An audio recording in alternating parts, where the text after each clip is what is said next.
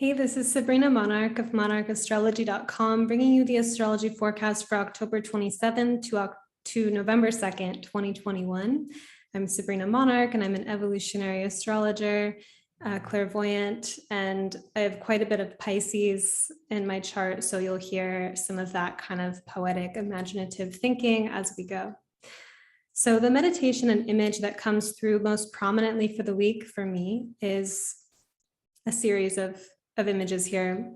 Crisp, cold air, a person thinking to themselves, a person connecting with a stream of thought that is beyond the current moment and can be perhaps alienating socially.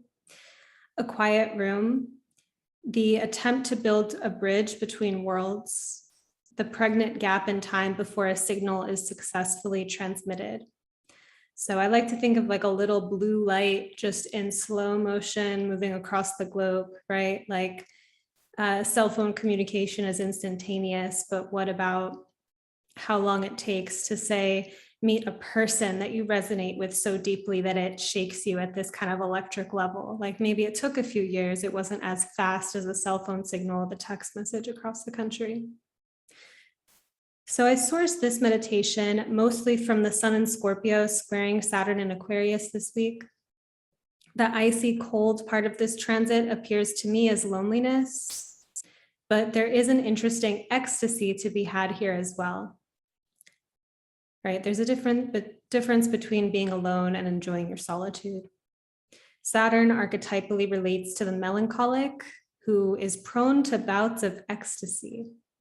The person whose consciousness is so deep and perhaps detached and removed from the groupthink, the culture of the moment, that a person occupies a much less populated pocket of existence and of thought. This is the deep well of our unique personhood, the place of psychic space, and also the deepest place we wish to be met when it comes to intimacy or recognition for our inner truth and gifts. The transit itself does not determine if we happen to feel lonely or separate versus if we are experiencing a peak moment of integration where our signal, so to say, resonates with the signal of another at long last. It could be anywhere in between for you, or maybe different parts of your life are experiencing different periods of kind of fall or winter versus spring. It takes a certain kind of inner strength to hold the parts of ourselves that don't feel readily mirrored by others or by the culture, right? Like to just toss it because it's not relevant to the moment. There are parts of ourselves we may split off from, repress, or put into shadow. But should we hold the psychic tension of these parts of ourselves, we can take part in the process of threading these parts of ourselves into our everyday life, our relationships, our community, our purpose. This is essentially what we do when we've taken hours to work on a project alone and then share it with the broader world. You know, cultivate something within and then build the bridge. To bring back the thread around ecstasy, if we approve of our space, the part of us that is more rare, say, and less socially contacted, or make space for ourselves in that way, we get to touch our channel. If you've thought about your legacy, for example, you're less rooted in just today and your next step, right? And you're thinking about generations to come after you. So you might quiet the noise of the day-to-day for a moment to think about a bigger span of time, your bigger dreams, the deepest aspirations of your soul. And you touch that material, thread it into your day-to-day, and watch it integrate into your mundane life.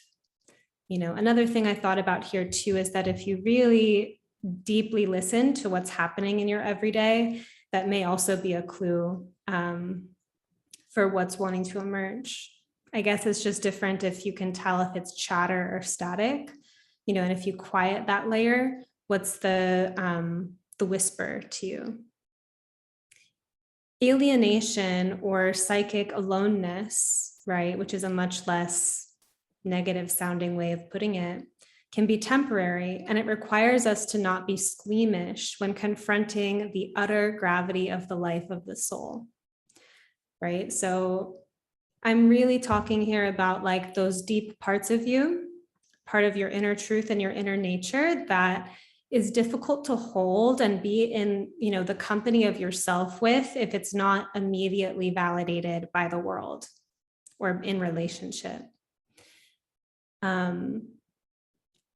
Versus what it would mean to not abandon yourself and be in touch with that part of yourself, even if that creates a momentary separation between the world around you. And this is something that a lot of, maybe philosophers or artists, or say if you grew up in a small town where you didn't really resonate with people and you had to kind of make that choice. Maybe it was too hard to try to fit in. So you just let yourself follow your path and feel kind of alien from the people around you. And we could look at this as like something so sad or like how depressing or how unfortunate. But then if the story is kind of allowed to arc fully and you, a lot of people that bring really interesting ideas to society felt alone and alienated at some point. And what it's like to be in a full peak harvest of being seen, being recognized, being in relationship, and being touched in those parts of you that used to be, so private to you because no one around you could relate, that there's actually sometimes a romantic nostalgia for those time periods of aloneness, because you had space.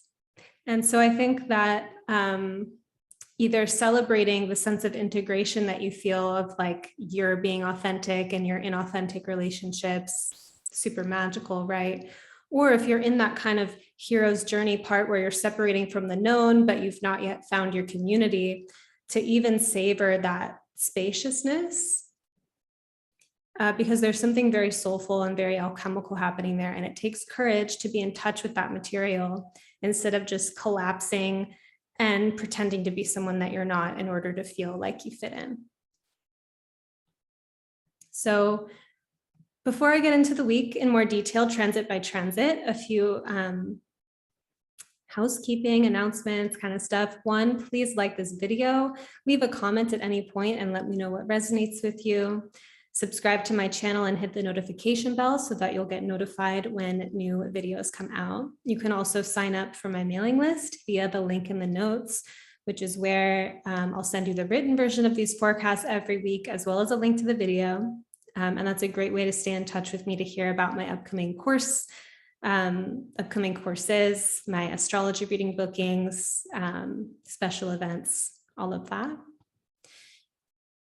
The next Evolutionary Astrology Intensive. So this is a live course that I teach. It consists of pre-recorded modules that you have access to forever, going over the signs, the planets, and so on. We build a comprehensive map of this school of astrology. And it also consists of weekly live meetings so that we can get to know each other, that we can talk about the material, and through relationship and through community, form greater astrological literacy, hone our archetypal eye.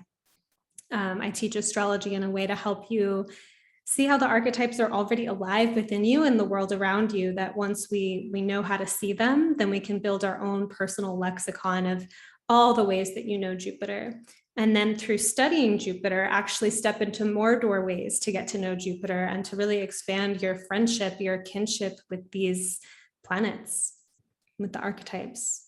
Evolutionary astrology is also a very deep wisdom school. It's about the evolutionary journey of the soul from life to life, kind of how we move through and alchemize our desires, and how this connects with both our spiritual path and just the embodied life that we're living here as humans.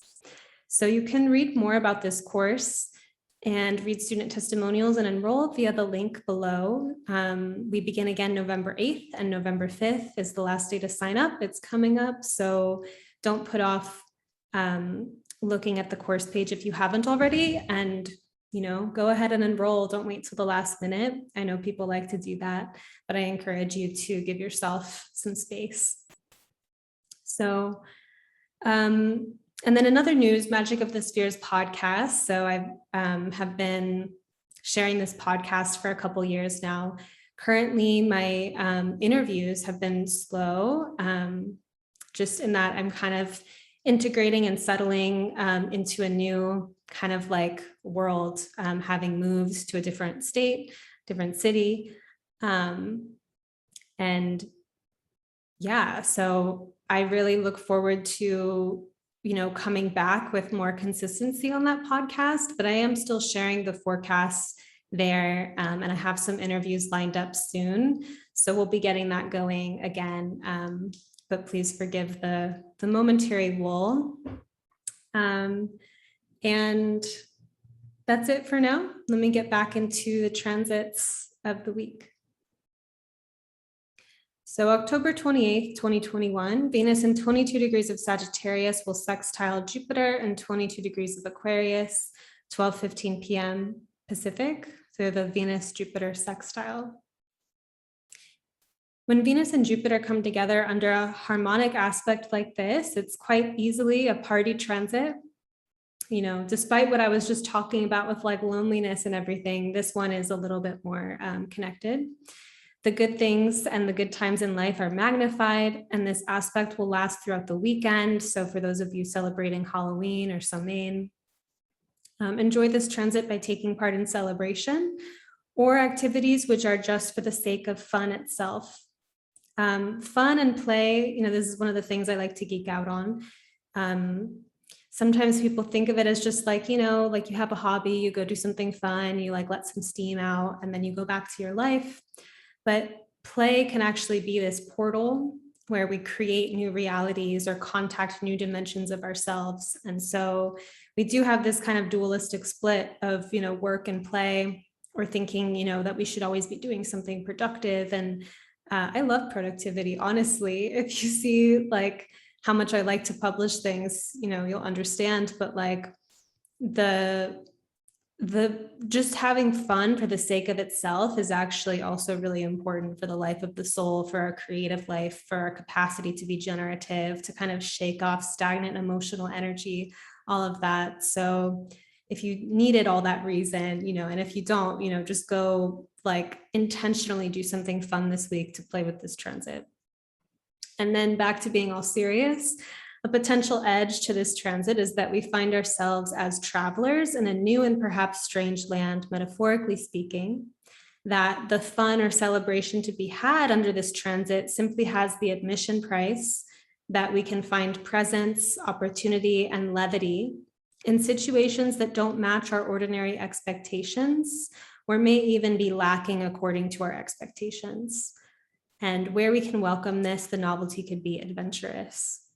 And so I'm speaking of this because we're looking at Sagittarius and Aquarius, which are pretty far out signs, and both of them relate actually to, expansion beyond the known and the potential for alienation as well.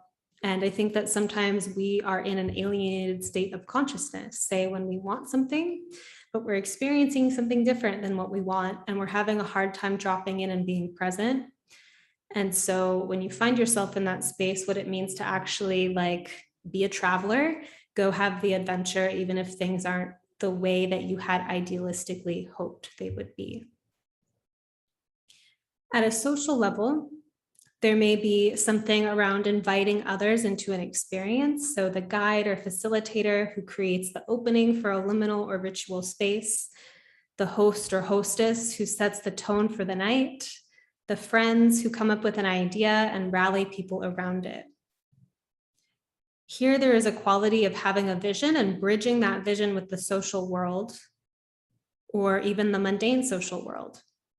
Notice how a room full of people will have a different kind of conversation if no topic is suggested and they're just left to their own devices, versus if a magnanimous host offers an invitation for discussion or a kind of game that will be played. Right. So I think a lot about something that Shaman Durek said when I saw him speak at CIIS, where he was talking about, in his cosmology, when humans sit around and just complain, which is something that annoys me as well. It's like just kind of gabbing off these like lower frequencies, and sometimes just feeding off the addiction of the drama of whatever we're complaining about. To me, there's a difference between processing and working through something and acknowledging what's off or what we would like to change about our experience versus just stewing in the complaining from a low level addictive space, right? And so he was saying, when you're, why are we doing that? Why are we going home and watching Netflix? Why don't we get together and have intellectual conversations? Like, why don't we get together and like raise each other's spirits up? And there's something so Jupiterian about that. And I'm kind of like that too, where if I'm sitting around a group of people and we're just kind of like, meh, meh, meh, meh, meh, and just like going into that like low space, there's something that rises up within me sometimes of either just being like irritated and being like, I need to get the fuck out of here, or like, hey, can we change the subject and talk about something, And so thinking about that, where this is something I notice at, say, like parties. You can have a party where you just show up and there's a table with some drinks and people are just chilling, right? Or you have a party where there's like special rooms set up with different themes, or like someone rings a bell and gathers everyone around and creates some like ritual embodiment to start the night and creates like some kind of sacred invitation for the night. And the experience is so much more lit and magical when there's just that little bit of intention. So this is what I mean by bridging a vision, like, hey, we could have a night that changes our lives tonight, and actually bridging that into the social world through the sharing and conveying of that vision and creating that invitation. And then an individual relationship, one or both parties may have a vision they want to bridge with the other, a world that is not yet seen by both, but it is wished that both would be collaborating. And it's possible that rather than fighting for the cause, there may be some desire to illuminate the path and spark the other's enthusiasm. Like, hey, there's this thing I've always wanted to do. Wouldn't it be fun, if we did this thing? There's a different kind of action. This is a different kind of action than fighting or opposing. Even if opposition is subtly involved, which it can be, it involves more of Venus's desire for charm and magnetism. Like, let's explore the world together. And then October 30th, 2021, the sun in 7 degrees of Scorpio will square Saturn in 7 degrees of Aquarius at 2:53 a.m. Pacific. So years ago, when I first encountered manifestation teachings in depth, like law of attraction and Abraham Hicks and you create your own reality kind of stuff, etc., I went deep. I went, very deep in it. And I was also studying astrology and like Saturn and karma and cause and effect at the same time. So it radically kind of was fundamental for my worldview of like even our habitual ways of thinking and feeling are a kind of karma. And so I worked with manifestation teachings to kind of create peak experiences without any particular reason to, like to be happy for no particular reason, just to rewire my brain to kind of create more neural pathways towards that like elevated state. And from that to kind of source visions of how I was going to lead my business or lead my life and all of that. So I found it incredible that one could actually work with these teachings and these principles very deeply and creatively, but that these teachings are also easily critiqued as superficial, like too much love and light, or socially irresponsible, as in, what groups of people have more access or less access to the resources that make it easier to be in a playful, carefree state of consciousness, that kind of thing. And at a deeper level, taking into account these teachings, how law of attraction or manifestation works, and the complexity and nuances of one's life, one's traumas, one's social reality, the systems that we're a part of, like to actually hold the tension of both of those things. I found these teachings really fascinating and kind of world opening because they emphasize that by remaining detached, Aquarius, enough from your present reality and merging emotionally, so merging Scorpio with your ideals, Aquarius, and desires, Scorpio, you could magnify them in your life. right? So again, back to my personal pet peeve, being in a group of people who are just low level complaining, like shooting the shit complaining kind of thing. That bothers me because it's like we're creating a harmonic together over this, like, just, I'm like, this isn't creative enough. Like, we could be having fun. We could be like pooling our kind of resources together to create something new and like spectacular. Like, why don't we do that? You know? And so that idea of like detaching from, say, the things that you're emotionally fixated on at a level of like, I hate this stuff, or this is really bothering me, to quiet that for a moment, unhook your deep psychological fixations on those things, and invest all of that emotional energy and personal power into your dreams and your visions. That's all I'm talking about here. And that kind of process is actually, challenging to do, but if you build a habit, you can actually, lead quite a visionary experience doing that. So a challenge with this square between, just Scorpio and Aquarius, but let's put Sun and Saturn together, right? So we have Sun and Scorpio, the way that we are kind of emanating and radiating our emotional fixations, one way to put it. And then Saturn and Aquarius, the kind of structure of our consciousness, the structure of our paradigms of thinking, right? So you have them kind of coming up at this 90-degree angle, this square. And then what's interesting too is that the Sun relates to manifestation and creativity. Saturn relates to boundaries and constraints. And when you think about, creative constraint, like that can actually be very generative. I think of Saturn, like when we work with Saturn, we need to kind of elevate the threads with Saturn of like creating a framework that supports life, as opposed to the tyrannical, abusive, punitive, punishing side of Saturn, right? So even as an artist, how you manage your mind, where you might have critique of your own work, like your own critic, you want your work to be better, but how do you hold that relationship within yourself lightly enough to acknowledge where you could improve without being so cruel to yourself that you discourage yourself or snuff out your flame entirely, right? So that sense of like having standards and boundaries, or a sense of desire for excellence, and also letting yourself play and be creative. That can be one of the tensions of Sun, Saturn, as well as just like how we facilitate Saturn, our light, or block out our light, and how we kind of find our rhythm or our way of like really facilitating the light.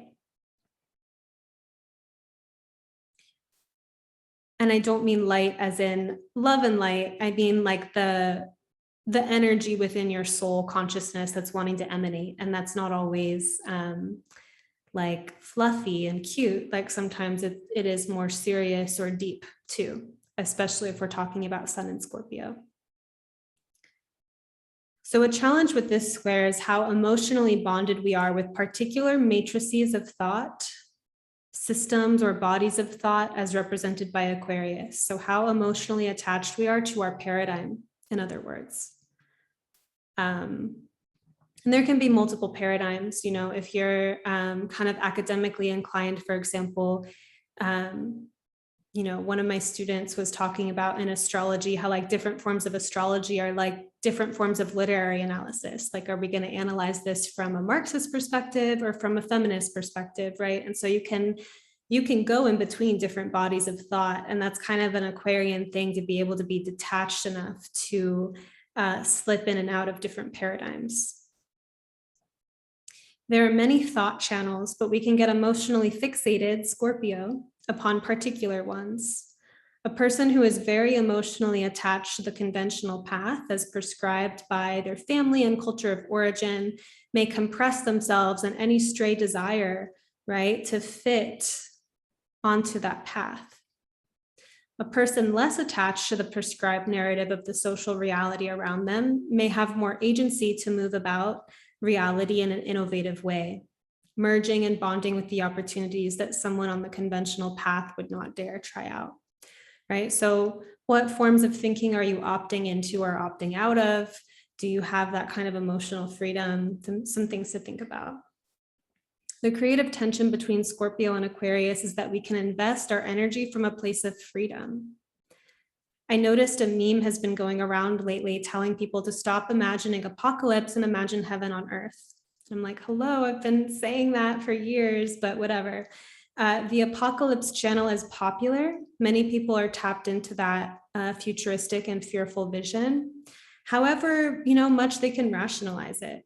And some people do really have a kind of soul path of like dissecting and getting into like the nitty gritty details of like what's wrong with the system in order to kind of like excavate and kind of like turn the wheel in some sense. But that's like a death process in some sense. And so what about, our aspiration or our vision? And so, I've seen people struggle on a day-to-day basis with anxiety and hopelessness. And it's like, why even invest in like my talents or where I want to go in life if the world's just on fire and ending anyway? And it's like, you can find the evidence for that story, but how adaptive is it to enjoying your life and giving it all you got in this life and like really sourcing like your gifts and your talents and offering them to your community? It's hard to do that if you're down in the mud, just afraid of the world ending and whatnot. So, and this is a very popular channel of thinking in the collective currently. And there definitely is descent energy and like a kind of death process and death of certain systems and death and like transition of a paradigm. But is there also space, within that for the rebirth? A person who is tapping into a blissful and more ideal future has the opportunity to become a channel for inspired vision, which can be powerful when implemented and threaded into reality. Becoming skillful at holding the psychic tension between noticing the shadow or the gritty parts of reality and being free enough to emotionally relate with a vast spectrum of experience, so underworld and heaven alike, is an alchemical gift. Now, I totally can understand why people critique that idea of people that are just kind of up in the clouds spiritually without paying attention to what's happening in their bodies or on earth. Like there's a sense of disembodiment with that, or like la la la la la, like plugging your ears and singing like I can't hear or see anything, right? Like that energy is annoying, like let's be honest. But can you hold the tension of the depths of your own unconscious and your own shadow, or kind of like the suffering on the planet, and still access, your emotional freedom for peak experience or joy, right? Like, that's what I think would generate some really interesting and inspired thought, or inspired cultural change, to actually digest the shadow of the culture and to work through the pain and suffering of that, to be aware of it, right? And to also, dream. And the linearity of that, or the non-linearity of that, is going to be different person to person, right? Sometimes people access the kind of bliss and the upper realm state to build the resilience in themselves to actually do the shadow work, or the shadow work inevitably shows up when you go to those upper realms.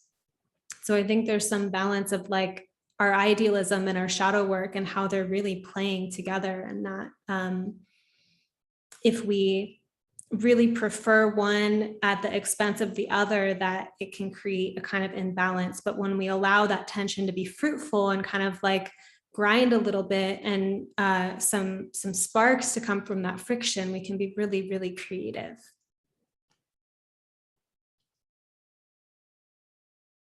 The Sun square Saturn in these signs could also relate to the experience of feeling socially alienated. So some examples could be the single person who deeply desires a partnership, right? In the sense of what I want is not what's currently happening, and I feel alienated from my desire or from the kind of life that I imagine I would have. The entrepreneur whose business is not socially recognized enough yet for it to be stabilized or successful yet. So they have a dream and they're waiting for it to kind of be socially integrated. The writer who's not yet published or noticed. The person who feels different than their local community or desires more friends. And the artist who does not yet feel understood, right? So these are all kind of moments of having a a part of yourself that you don't feel is totally integrated with the other or with the world at large. There may be a significant drive here to merge the worlds, to arrive at a place of integration, social integration, and satiation of one's desire to be in that relationship, to be successful, to have a community of friends, to have your art received. These are valid desires. And do not underestimate the position of being in that liminal space for the time that you are. It is one thing to be rooted in a particular community in a particular moment in time, but what about being rooted to something that individuates you from your place and time, hence the alienation?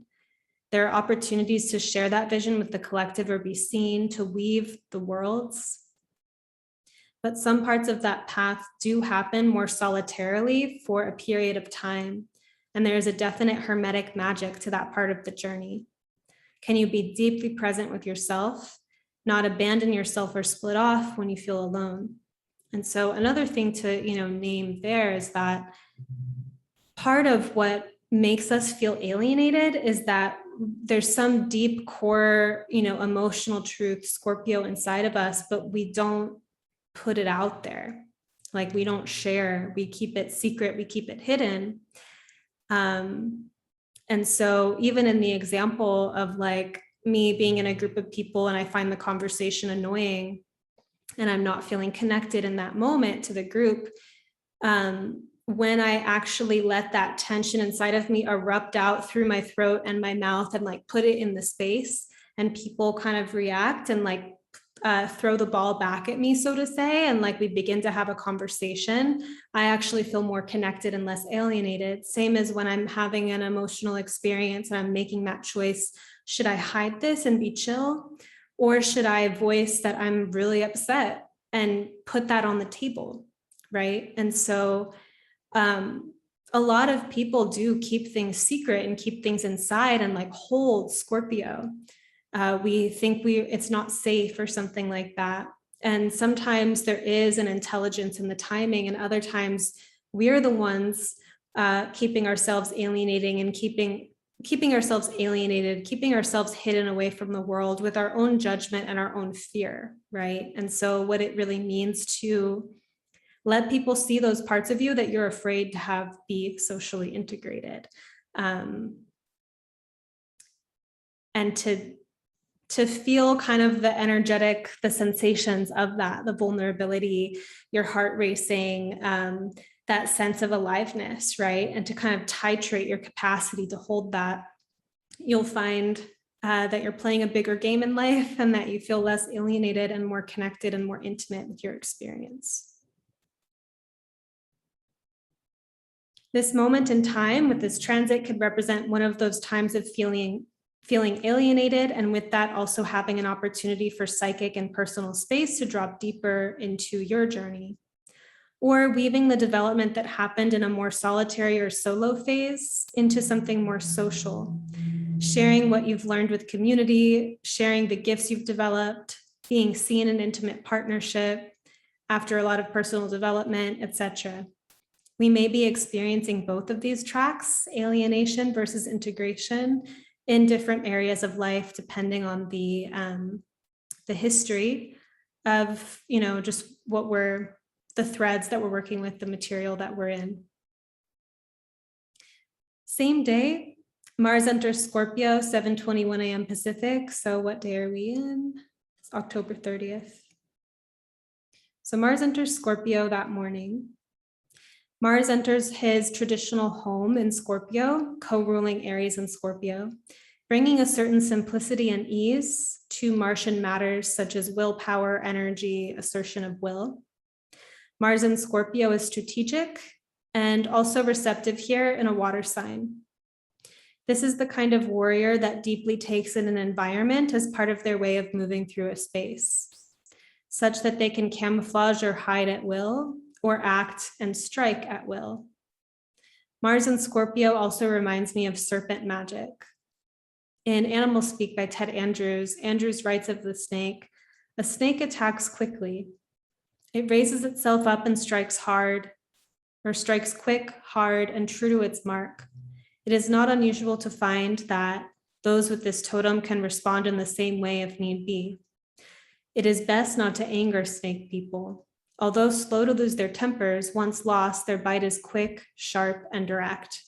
They almost always hit their mark. They may end up swallowing you whole or just poisoning you in some way. Feel the Mars Scorpio in that. So Mars cuts and severs. And Scorpio can relate to the way that we stew or simmer in angst and resentment or toxicity. Mars and Scorpio can be quite an ally here in moving more cleanly through life, asserting our will with simplicity and grace that allows us not to be so enmeshed with resentment, right? So it always helps, I think, to study the psychology of the drama triangle or the victim triangle. I'll share the link below in the notes. So it's the archetypal constellation of the victim, the persecutor, and the rescuer.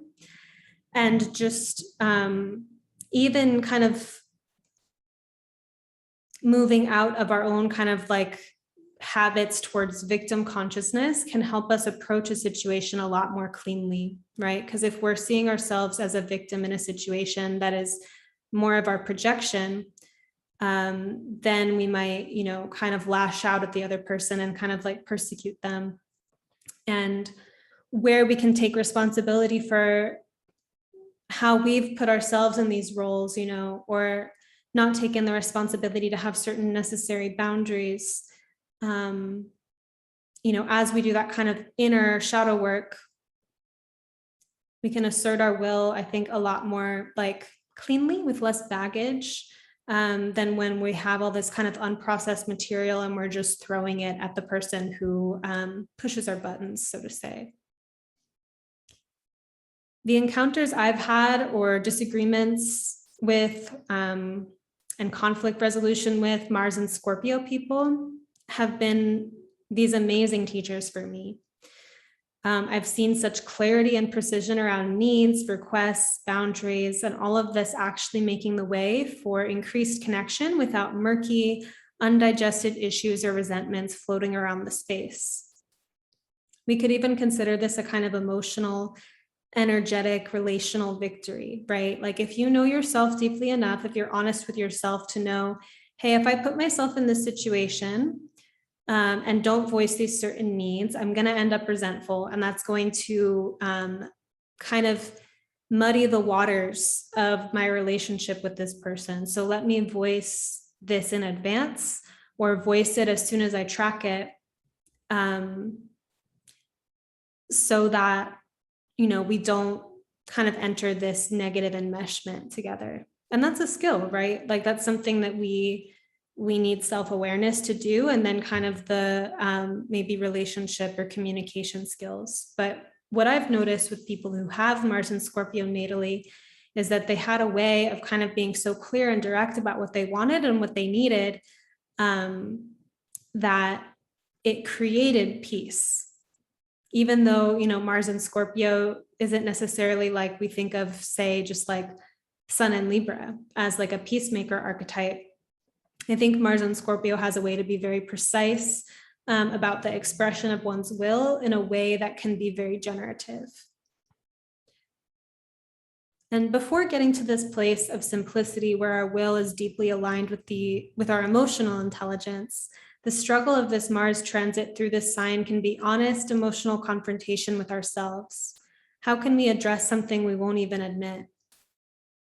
Mars and Scorpio could relate to emotional courage as well as a process of inner purification by which we clean up and at least acknowledge our own resentments as best as we can before projecting them at another, and yet still have the confrontations or dialogues that need to be had just from a more empowered and self-possessed place where possible.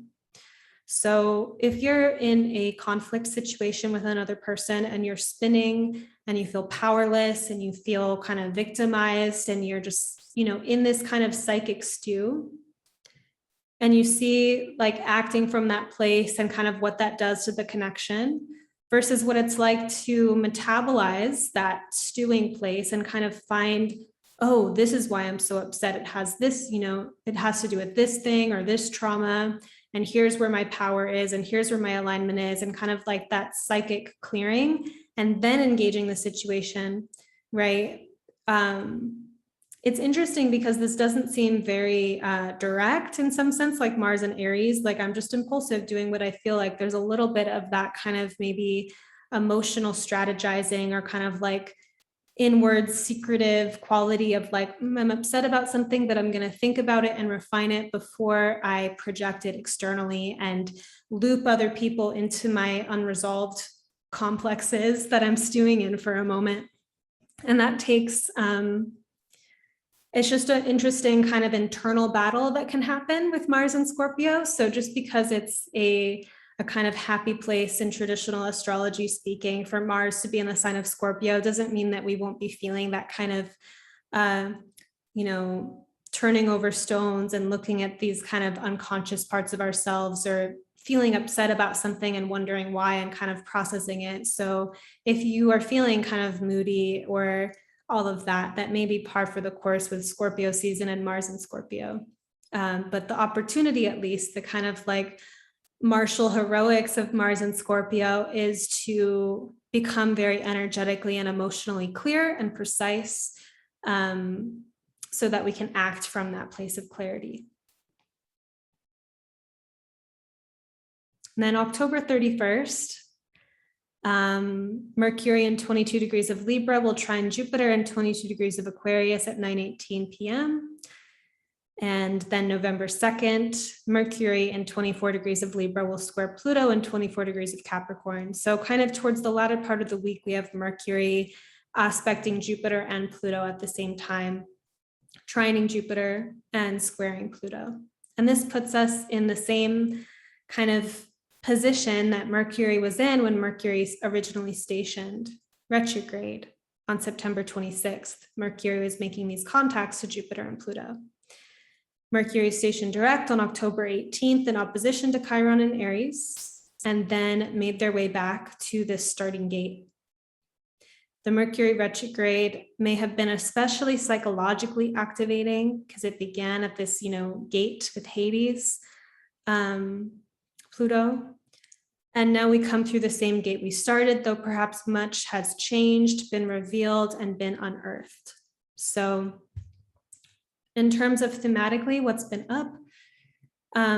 It's been a kind of Libra Capricorn conversation, say our skills in terms of communicating in relationship, Mercury and Libra, our skills of being tactful and polite or kind of socially aware, Libra, understanding the impact of our words, and maybe even where we've resisted that, where it's like, I'm tired of being nice. I'm tired of thinking so hard about how to be nice. Like, let me just say the thing really bluntly, right? Or like Pluto and Capricorn, this could have something to do with boundaries and kind of like the tact, when someone's pushing your boundaries, whether you go into a defensive, like, fuck you, get out of my space kind of place, or if you're like, oh, it's my responsibility to inform this person of what my boundaries are, and to access that kind of level of poise and grace to politely say no, or politely express your needs, right? And so I think that has been the thing that has been shaken up, is like, what is our way of being polite when dealing with boundaries, or maybe polite when making a request, like we're kind of making ourselves small as opposed to taking up space. Like all is just kind of like ways that we engage with like social niceties and maybe some of the unconscious undercurrents in that have been coming to the surface, either just within ourselves or through the mirror of relationship.